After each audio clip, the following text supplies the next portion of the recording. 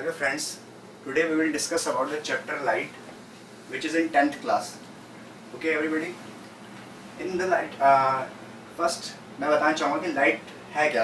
Light एक electromagnetic रे होती है which gives us sensation to see anything.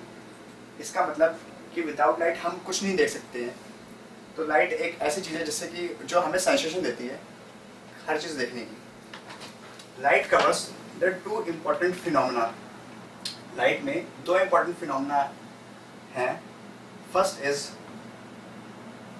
Reflection, second one is refraction. सबसे पहले तो मैं इन दोनों में आपको डिफरेंस बताना चाहूँगा कि रिफ्लेक्शन और रिफ्रैक्शन में क्या डिफरेंस है. Okay, as the name indicates, reflection जो फिनोमेना है उसमें क्या होता है, जो रे ऑफ लाइट होती है इट रिफ्लेक्ट्स बैक. हम सब ने नॉर्मली रिफ्लेक्शन वर्ड कई बार पढ़ा हुआ है. रिफ्लेक्शन में अगर हम नॉर्मली एक मिरर लेते हैं, हम कोई शीशा लेते हैं, कोई मिरर लेते हैं, कई बार काफ़ी लोगों ने किया होगा कि जो लाइट की रे होती है वो इस मिरर से टकरा के रिवर्स बैक होती है. मतलब कि अपनी डायरेक्शन चेंज कर लेती है बट मीडियम चेंज नहीं होता है. फॉर एग्जांपल हम लेते हैं ये एयर मीडियम है, okay, and there is sun, okay, और कोई भी एक पर्सन है जिसने मिरर को लिया हुआ है, ओके. सन की रे इस मिरर को हिट करेगी, ये मीडियम एयर है और सेम मीडियम में वो रिवर्स बैक हो जाती है, अपनी डायरेक्शन को चेंज कर लेती है. इसका मतलब मीडियम चेंज नहीं होता, ये मीडियम वही रहता है. तो इसको हम कहेंगे reflection phenomena. On the other side मैं बात करता हूँ रिफ्रैक्शन की. Refraction is the second phenomena of light. अगर मैं रिफ्रैक्शन वर्ड की बात करूं तो रिफ्रैक्शन वर्ड को नॉर्मली जनरल जो लोग होते हैं उन्होंने काफ़ी कम बार सुना हो, या कई लोगों ने बिल्कुल ही नहीं सुना होता refraction word, but they must have observe in the real life. हम सब ने इसको ऑब्जर्वेशन जरूर किया लेकिन ध्यान कभी नहीं दिया. जैसे कि अगर मैं नॉर्मल बताना चाहूँ कि अगर कोई विंडो है, विंडो है शीशे की बनी है, ओके. तो अगर बाहर से एक सन की रे, एक लाइट रे जैसे ही इस पे हिट करती है, इस शीशे पे, इस कांच पे हिट करती है, इसके बाद ये अपनी डायरेक्शन थोड़ा सा चेंज कर लेती है, ओके. डायरेक्शन चेंज कर लेती है. ये एक फिनोमेना है रिफ्रैक्शन फिनोमेना. इसको मैं आगे डिस्कस करूंगा, इसकी एक्सप्लेनेशन मैं आगे दूंगा. लेकिन इसके बाद यहाँ पे ऐसा क्यों होता है पहले मैं बता देता हूँ. मैं यहाँ पे एक्चुअली जो लाइट ट्रैवल कर रही है वो एयर मीडियम में ट्रैवल कर रही है. There can be a lot of mediums. सबसे पहले मीडियम के बारे में आपको बताता हूँ. हो सकता है इसमें आपको आगे कंफ्यूजन हो कि what is medium. Medium is anything through which light can travel. Medium एक ऐसी चीज है जिसमें लाइट ट्रैवल करती है. For example air is a medium, water is another medium,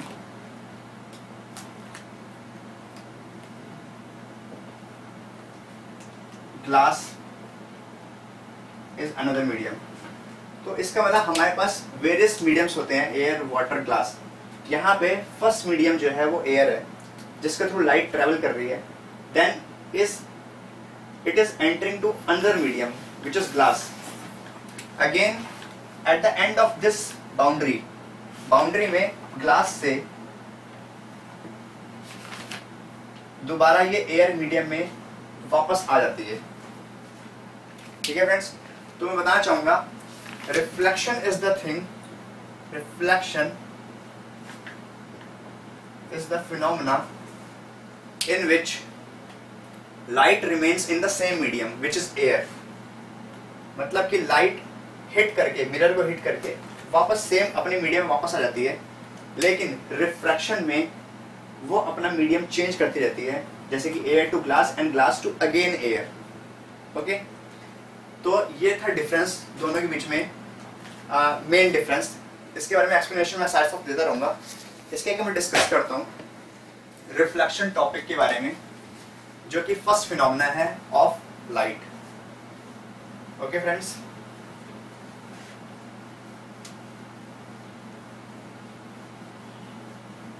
so reflection word, जैसे मैंने बताया कि काफ़ी लोगों ने डिस्कस किया है रिफ्लेक्शन टॉपिक को या रिफ्लेक्शन वर्ड को अंडरस्टैंड किया है what is reflection.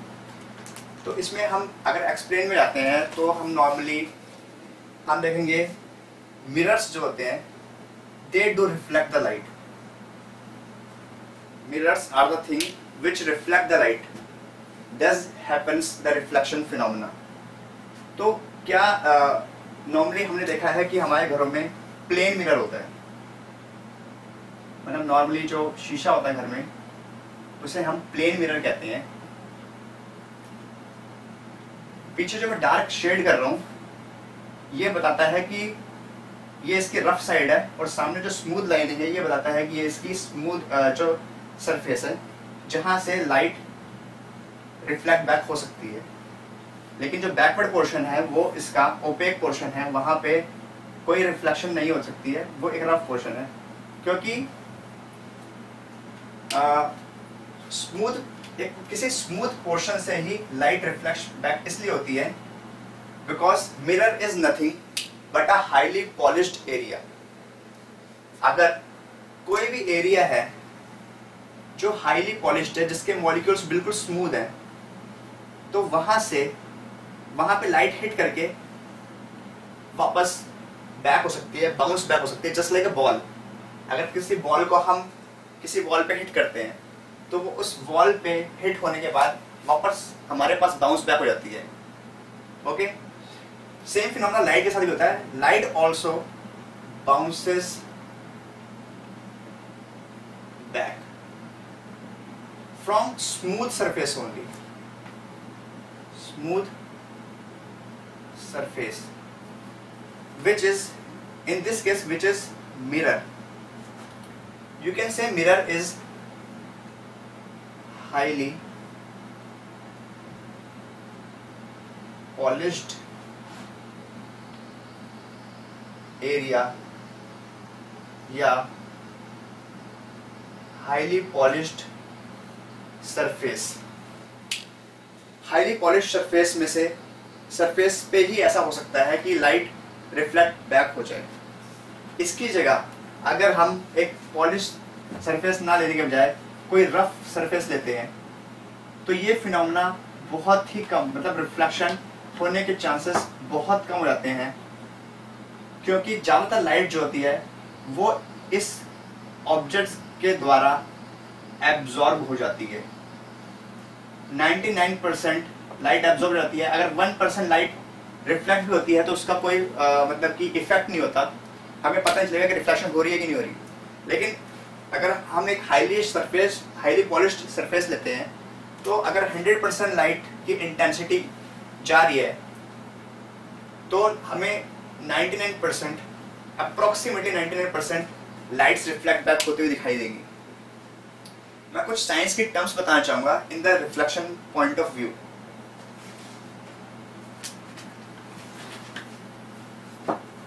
In the reflection point of view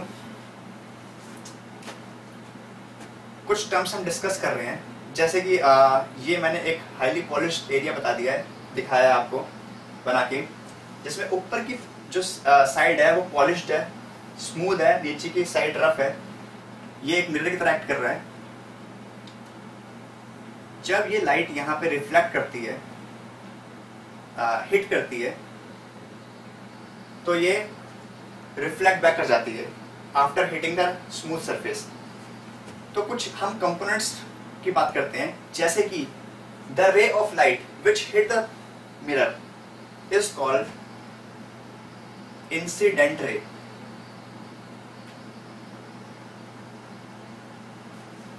one second,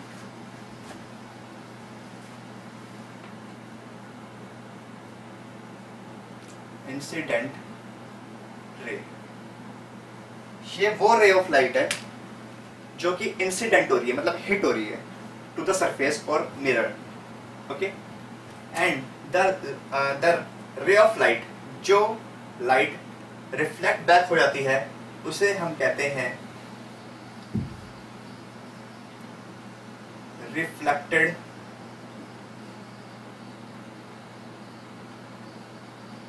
रे।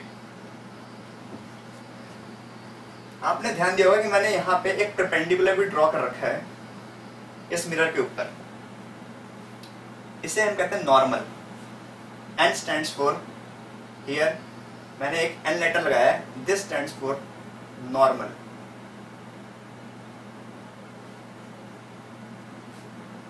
नॉर्मल वर्ड परपेंडिकुलर के लिए ही लिया गया है इस चैप्टर में।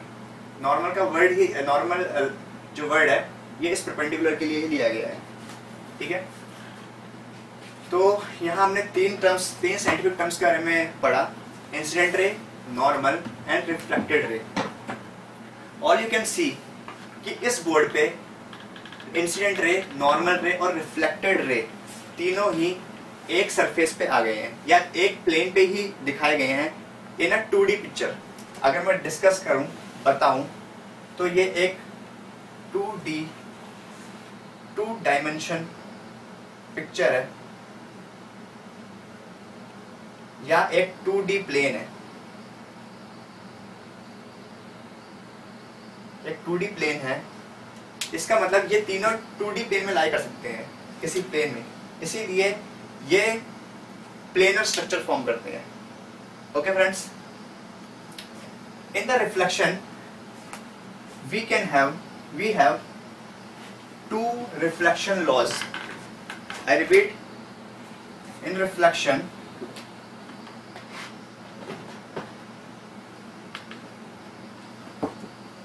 there are 2 laws.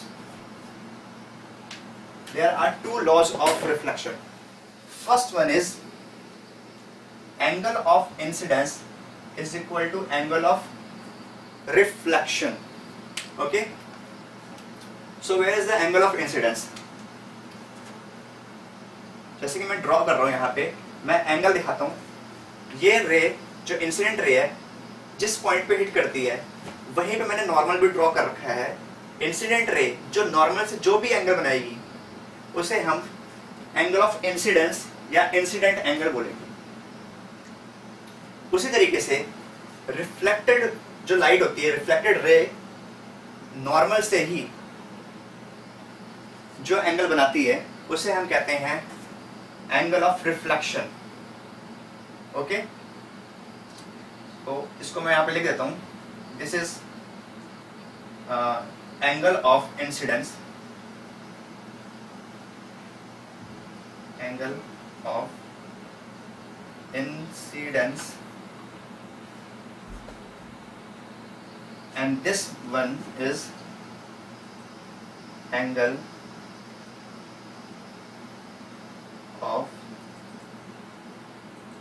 reflection.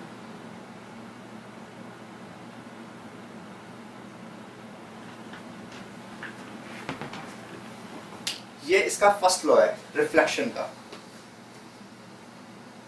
There we can have so many cases of first law. First law के कई केसेस हो सकते हैं। सपोज नॉर्मल से हम जितना बड़ा एंगल लेते हैं, ये एंगल ऑफ इंसिडेंट काफी बड़ा है, ये नॉर्मल है, ये इंसिडेंट रे है। ओके, और इंसिडेंट रे नॉर्मल से जो एंगल आती है इंसिडेंट एंगल होता है, वो एंगल ऑफ इंसिडेंस है। तो उसी हिसाब से angle of reflection, angle of reflection भी उतना ही बड़ा होगा। This is second case, this is first case. Okay, in the third case,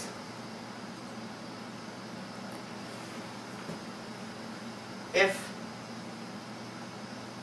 we have very smaller angle of incidence,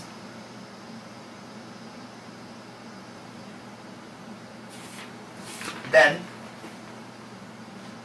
we will have very small angle of reflection. And suppose in the last case अगर last case में incident ray normal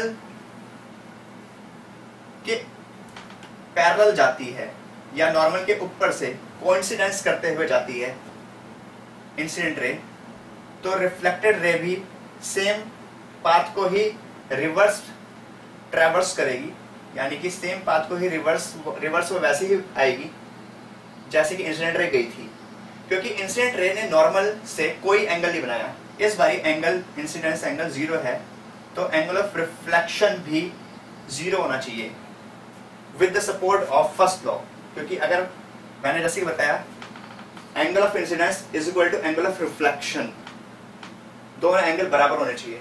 इस case में there is no angle of incidence, means angle of incidence is 0, that's why angle of reflection is also 0।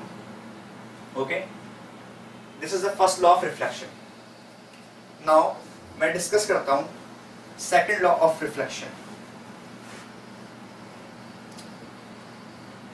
जैसे कि मैं आपको पहले ही बता चुका हूं कि ये जो पिक्चर है एक 2 डायमेंशन पिक्चर है या 2D प्लेन पे बनी है। सो सेकंड लॉ में हम लिख सकते हैं of reflection that angle of incidence incident ray, normal and reflected ray, all three are in a same plane। मैं यहाँ पे लिख देता हूं कि angle of incidence normal and angle of reflection lie in same plane। ये तीनों एक ही प्लेन पे लाई करते हैं। Okay, so these are the 2 laws of reflection। These are the 2 laws of reflection। Okay, now we will discuss about next topic of light, next topic of reflection, the type of mirrors।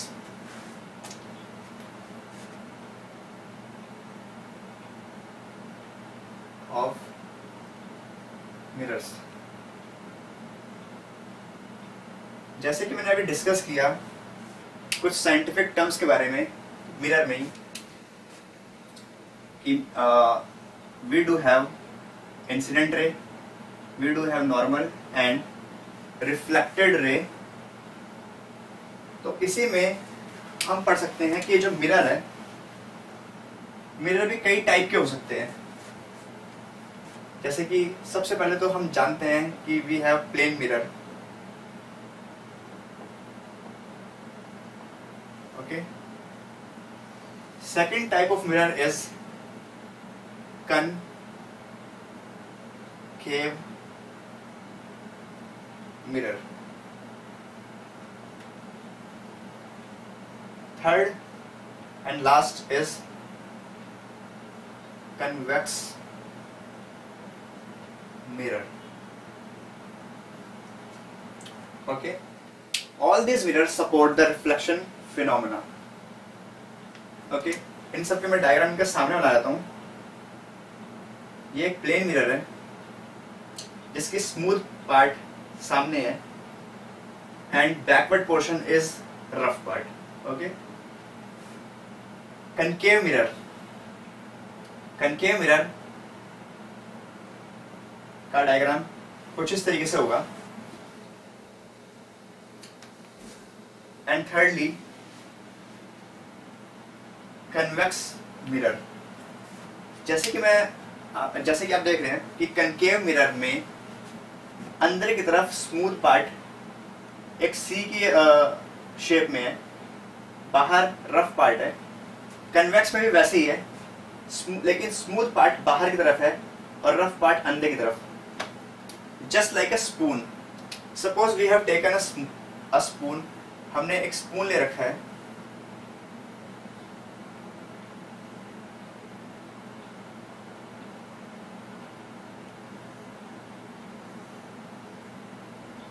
तो अगर हमने एक spoon ले रखा है, spoon को अगर हमने ऐसे पकड़ा है तो इस वाले पोर्शन को हम कनकेव मिरर कहेंगे।